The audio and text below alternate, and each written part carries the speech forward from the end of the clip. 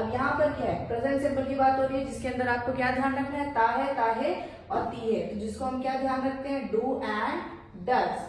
अगर हम यहाँ पर बात करते हैं कंटिन्यूअस की, जिसमें क्या आता है, रहा है, रहा ही है, तो यहाँ पर आप क्या यूज करेंगे बच्चा, इज, एम और आर। अगर हम यहाँ पर बात करते हैं प्रेजेंट परफेक्ट की, जिसमें क्या ध्यान रखना है आपको, चुका है, तो इसमें आप क्या ध्यान रखेंगे, यहाँ पर हैज एंड हैव।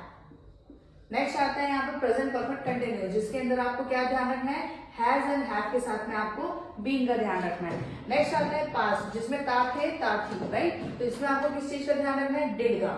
नेक्स्ट आता है पास्ट कंटिन्यूअस का, जिसमें रहा था, जिसमें आपको क्या ध्यान रखना है, वॉज एंड वर का। नेक्स्ट आता है पास्ट परफेक्ट का, जिसके अंदर आपको ध्यान रखना है, हैड का। नेक्स्ट आता है यहाँ पर पास्ट परफेक्ट कंटिन्यूअस, रहा था, जिसमें आपको क्या ध्यान रखना है, हैड के साथ में बीइंग का ध्यान रखना है।